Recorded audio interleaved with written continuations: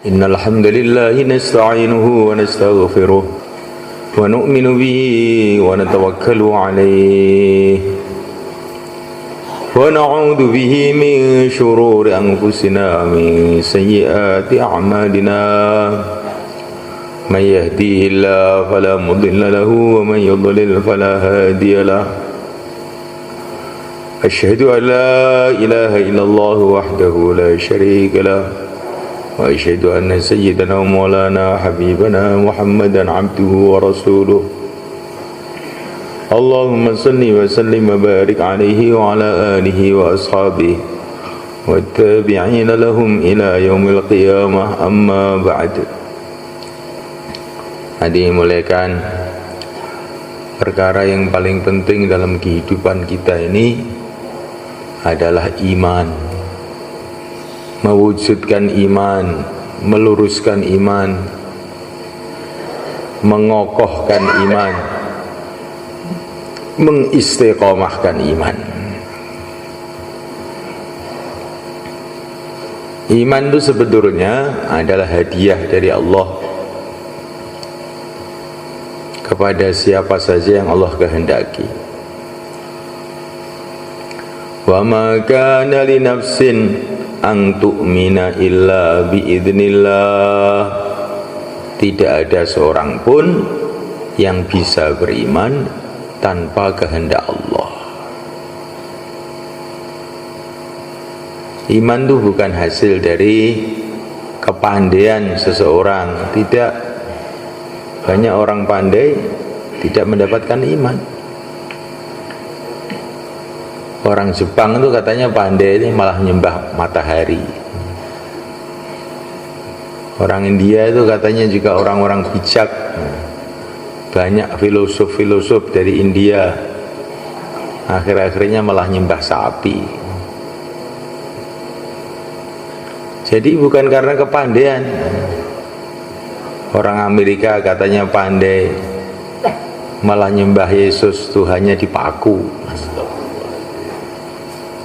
Jadi bukan karena kepandaian, itu hadiah Allah kepada siapa yang Allah kehendaki. Bukan pula iman itu karena pengalaman. Tidak ada makhluk yang lebih pengalaman zaman dulu itu, melebihi iblis. Bumi tahu, langit tahu, neraka tahu, surga tempat mainnya. Tapi Allah tidak memberikan dia iman, dia tidak bisa beriman. Iman itu juga bukan karena bertetangga dengan orang-orang baik. Nah, Abu Jahal itu tetangganya Rasulullah SAW. Bahkan besannya putrinya Rasul dikawin sama anaknya Abu Jahal. Abu Lahab ya. Abu Lahab, bukan Abu Jahal. Tapi Allah tidak memberi iman, ya tidak bisa beriman. Iman itu juga bukan karena melihat keajaiban-keajaiban. Abu Jahal itu sering melihat mukjizat-mukjizat Nabi. Sering melihat mukjizat Nabi Abu Jahal, tapi juga tidak mau beriman. Muhammad, katanya Abu Jahal, kalau kamu bisa mecah bulan itu, saya sudah beriman lah. Dia datang dengan teman-temannya kepada Nabi, bilang begitu, kalau kamu bisa mecah bulan itu, saya beriman. Udah kamu udah. Saya nggak bisa memecah, tapi Allah bisa. Saya akan mohon kepada Allah. Nabi sholat, kemudian doa, langsung bulan pecah menjadi dua. Teman-temannya Abu Jahal pada beriman. Oh, berarti Muhammad ini benar nih. Tapi Abu Jahal sendiri nggak mau. Alah, ini sihir ini. Bucuk tok iki. Jadi semulaikan Allah Ta'ala, karena Abu Jahal itu membunuh Nabi ketika Nabi sholat, dia membawa batu mau diantemkan ke kepalanya Rasulullah SAW. Sebelum dia menghantamkan batu itu, tiba-tiba Jibril datang, sehingga tangannya kaku, nggak kuat. Dia lari ketakutan, tapi dia juga tidak mau beriman. Jadi iman ini hadiah dari Allah pada siapa yang Allah kehendaki. Maka Subhanahu wa ta'ala untuk mendapatkan iman yang lurus, pertama kali ya kita doa, mohon kepada Allah Subhanahu wa ta'ala, ya Allah berikan kepada aku iman yang sempurna. Insyaallah malaikat. Imanan la yartad. Ya Allah berikan kepada aku iman yang tidak ada murtad, iman yang istiqomah sampai mati. Nah, ada orang yang sudah iman kemudian sebelum mati dicabut oleh Allah. Nah, ini yang bahaya. Ada orang namanya Ubaidullah ibnu Jahas. Siapa namanya? Ubaidullah ibnu Jahas. Itu suaminya Ummu Habibah, putrinya Abu Sufyan. Waktu itu masih kafir Abu Sufyan. Ubaidullah ibnu Jahas ini hijrah ke Habasyah bersama istrinya. Sampai di Habasyah itu malah kumpul dengan orang-orang Nasrani di sana. Akhirnya minum arak, lama-lama murtad. Padahal ini sahabat ini sebenarnya kan. Dan dalam keadaan hijrah, tiba-tiba imannya hilang. Dia pulang kepada istrinya. Istrinya bilang, saya tadi malam kok mimpi, perasaan saya muka kamu tuh jadi seperti kera. Kelihatannya kamu itu kok, agama kamu kok rusak. Yalah, saya sekarang kok nggak mau Islam lagi, saya ikut orang Nasrani aja, enak, minum arak terus. Coba semalikan. Jadi kalau orang itu sudah cabut imannya itu nggak tahu nih, masya Allah. Maka kita ini semalikan harus senantiasa khawatir.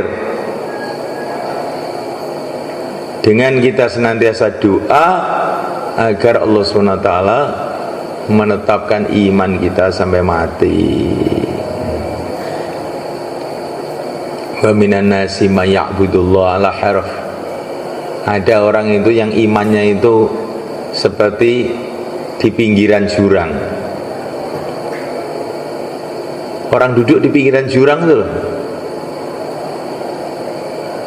sudah mau jatuh aja. Kalau dia kena kebaikan kemudian mantap. Tapi nanti kalau dia punya kesusahan, oleng. Maka kita ini mohon kepada Allah, ya Allah berikan kepada aku iman yang kokoh, iman yang kuat, iman yang tidak ada murtad selama-lamanya sampai aku menghadap pada Engkau, dapat ridho Engkau. Insyaallah malaikat. Kemudian usaha yang kedua malaikat, supaya iman kita ini kokoh, senantiasa buat suasana pembicaraan iman. Kita senantiasa bicara rukun iman 6 itu. Allah kuasa, makhluk tidak kuasa. Manusia tidak berkuasa, yang berkuasa adalah yang menciptakan manusia. Malaikat tidak berkuasa, yang berkuasa yang menciptakan para malaikat. Raja-raja tidak berkuasa, yang berkuasa yang menciptakan raja-raja.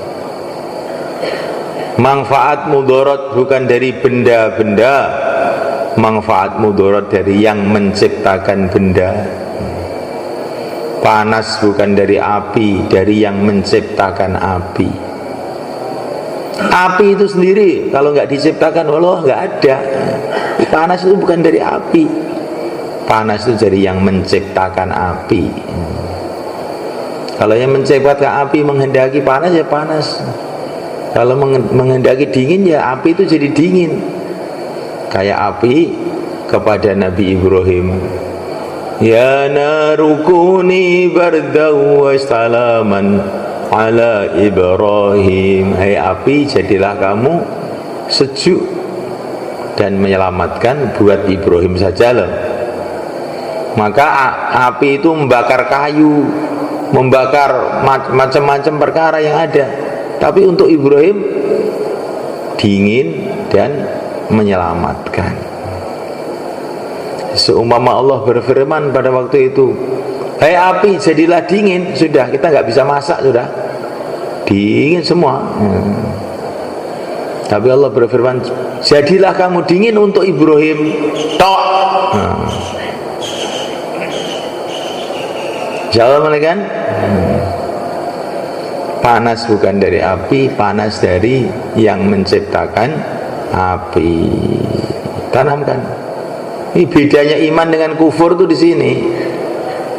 Kalau iman itu apa saja dari Allah, kulun min indillah. Kalau kufur apa saja dari makhluk, makhluk dari makhluk, makhluk dari makhluk, itu namanya kufur, kafir. Semua dari pencipta, dari Allah, itu namanya iman. Sebagian dari makhluk, sebagian dari Allah, itu namanya musyrik, syirik. Semua dari Allah itu namanya apa? Iman. Semua dari makhluk namanya kufur. Sebagian dari makhluk, sebagian dari Tuhan namanya musyrik. Allah tidak mengampuni dosa yang berupa syirik. Inna Allah la yaghfiru an yushraka bihi wa yaghfiru ma duna dzalika liman yasha. Terus bicara mengenai kemuliaan Nabi, ini juga penting kan.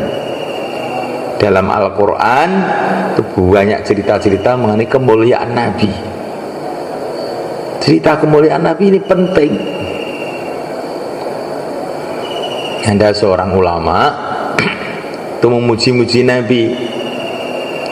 Muhammadun basyarun la kal basyari bal huwa kal yaquti bainal ahjari. Nabi Muhammad itu manusia, tapi tidak kayak umumnya manusia. Tapi Nabi itu ibarat kayak intan kumpul batu kali yang bukan intan. Nabi itu manusia, tapi tidak seperti manusia biasa. Seperti intan kumpul batu kali. Batu, intan ya batu, batu kali ya batu. Tapi beda apa enggak? Kalau batu kali itu 10 truk paling ya cuman berapa? Murah.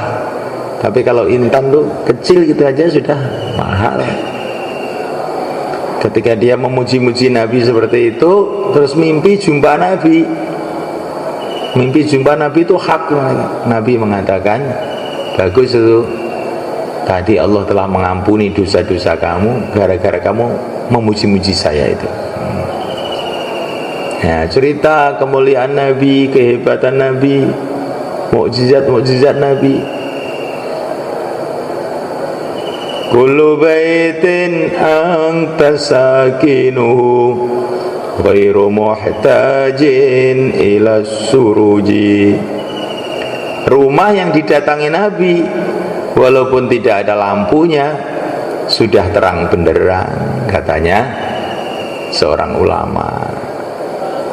Wa maridin anta aiduhu qad atahu Allahu bil faraji. Orang sakit kok dijenguk Nabi, ya sudah, jerantal. Wa zamanin anta hakimuhu zalama fihi minal iwaji. Zaman kok pimpinan engkau ya Rasulullah, yang jelek-jelek hilang semua. Ada seorang sahabat namanya Ka'ab ibnu Zuhair mengucapkan pantun-pantun seperti ini di Masjid Nabawi, di depan Nabi, di depan Nabi. Maka oleh Nabi dihadiahi selimut, yang selimutnya akhirnya diwariskan kepada para khalifah-khalifah. Para khalifah itu kalau pengangkatan khalifah zaman dulu itu dikasih selimut tadi itu, selimut yang dihadiahkan Nabi kepada Ka'ab ibnu Zuhair itu. Jadi memuji-muji Nabi itu perkara yang penting mulai kan, supaya timbul kecintaan pada Nabi, ya. Penghormatan kepada Nabi, cinta kepada sunnah Nabi, cinta kepada umat Nabi. Akhirnya dakwah, akhirnya dakwah. Jadi kalau kita ini melihat orang Islam ini umat Nabi ini, walaupun dia ini bagaimana, ini umat Nabi, saya cintai, saya sayangi, supaya saya dapat doanya Nabi. InsyaAllah ini perkara yang penting. Sayyidina Umar bin Khattab radhiyallahu ta'ala mengatakan, kalau kamu punya amalan seperti gunung tapi tidak ada kecintaan pada Nabi, semua tertolak semua, tidak ada nilai di sisi Allah. Cerita negeri akhirat, ya. Cerita negeri akhirat, hari-hari cerita negeri akhirat. Rumah saya itu akhirat, rumah saya bukan Temboro. Kemuliaan yang sebenarnya kemuliaan di akhirat, pangkat yang sebenarnya pangkat di akhirat, kerajaan yang sebenarnya kerajaan di akhirat, sampai tertanam betul rumah saya itu akhirat. Bicara keagungan Allah, bicara kemuliaan Nabi, bicara akhirat. Rukun iman dibicarakan terus, bicara takdir, segala sesuatu yang telah terjadi, yang sedang terjadi, yang akan terjadi, semua sudah ditakdir oleh Allah. Kamu jam sekian duduk di masjid terangkil, ngantuk, itu sudah ada takdirnya itu. Sudah ada takdirnya. Nanti pulang tengah jalan mati juga sudah ada takdirnya. Kalau Allah menghendaki orang itu mati dalam satu tempat, maka Allah akan gerakkan hati dia untuk pergi ke tempat itu. Ini ada ceritanya, ini satu hari Nabi Sulaiman bersama sahabat-sahabatnya, dan juga duduk di situ malaikat Israel. Malaikat Israel itu sering menyerupakan diri seperti manusia gitu, malaikat Israel itu. Malaikat Israel juga duduk di majlisnya Nabi Sulaiman. Ada seorang sahabatnya Nabi Sulaiman itu dipelototi terus oleh malaikat Israel. Walaupun dia tidak tahu malaikat Israel, tetapi malaikat Israel itu malakul maut, wibawanya itu luar biasa. Baru dipelototi tok dia sudah menggigil. Ya Nabi Allah, ya Nabi Allah, katanya, saya kok takut sama orang itu. Kirimkan saya ke India ya Rasulullah. Maka malaikat Israel, malaikat Nabi Sulaiman kirim satu jin, ini bawa sana ke India sana. Dia mau ke India katanya. Hanya dikirim ke India. bukan ke IPB, ke India aja. Nabi Sulaiman tuh katanya sebagian ahli sejarah dulu sering ke Jawa loh kan, kerajaannya seluruh dunia, dia suka ke Jawa situ, ke India, semua negara-negara di dunia ini dulu dalam kekuasaan Nabi Sulaiman semua. Masya Allah. Maka Nabi Sulaiman itu mengatakan kepada malaikat Israel, kenapa kamu pelototi itu sahabat saya itu, ketakutan dia? Enggak apa-apa, saya itu heran ya Rasulullah. Heran apa? Saya ini dapat tugas dari Allah untuk mencabut nyawa dia di India. Lah kok masih di sini di Palestina? Nah, setelah dia ketakutan minta engkau kirim ke India, baru plong saya. Oh, ya berarti sesuai ini. Maka Imam Syafi'i ketika mau berangkat ke Mesir mengatakan kepada murid-muridnya, saya itu tidak tahu, kok ingin aja ke Mesir. Asal mulanya itu gara-gara apa Imam Syafi'i pergi ke Mesir itu? Gara-garanya itu aneh semalaikat. Hanya mau cari tebu. Tahu tebu? Imam Syafi'i itu suka makan tebu, dan tebu itu banyaknya di Mesir. Saya kok ingin ke Mesir ya, nanti ngajar agama di sana sambil banyak tebu di sana. Kan aneh tuh. Tapi ketika berangkat tuh Imam Syafi'i itu terasa, asal saya itu pergi ke Mesir untuk cari tebu. Maka beliau ngomong sama murid-muridnya, saya tidak tahu saya ini berangkat ke Mesir atau berangkat ke kubur saya. Kok saya ini kok ingin aja ke sana, itu kok aneh, yang biasanya itu nggak ingin. Ternyata sampai ke sana terus meninggal di sana. Kuburannya di Mesir sana. Makanya kalau kamu ingin waktu khidmat markas kok mau ingin pulang aja, mungkin ditunggu Israel di rumah sana. Mungkin juga ditunggu istrinya. Jadi orang itu kalau punya keinginan-keinginan yang aneh-aneh, itu hati-hati itu. Kadang-kadang itu seperti sahabatnya Nabi Sulaiman, tahu-tahu ingin ke India. Ternyata itu bukan ke India, mau cari kuburannya di sana. Maka semalakan Allah Ta'ala kita bicara negeri akhirat, bicara negeri akhirat, sampai kecintaan kepada dunia ini berkurang, bahkan bisa hilang. Semua manusia ini hatinya itu tawajuh kepada akhirat. Dia ditawari dunia ini gratis pun dia nggak mau. Betul man. Kecuali kalau dunia itu untuk agama. Ya untuk apa mau mati aja dikasih macam-macam. Dunia ini cuma perjalanan. Sekarang kamu itu mau perjalanan ke Jakarta, dikasih bekal nasi bungkus, cukupnya berapa ke Jakarta? 2 bungkus cukup. Terus kamu dikasih nasi bungkus 1 truk namanya. Kamu susah apa gembira? Ini malah susah. Wah, ini kamu bawalah, kamu mau ke Jakarta tuh. Ini bekalnya nasi bungkus 1 truk. Loh, lah bawanya bagaimana? Ini susah saya. 2 biji aja cukup. Nanti kan di Jakarta banyak makanan dong. Oh banyak. Tapi ini kamu ini kan orang terhormat, sukanya makan. Maka ini saya kasih bekal 1 truk. Enggak mau, enggak mau. Betul kan kan? Nah, dunia itu adalah perjalanan menuju akhirat.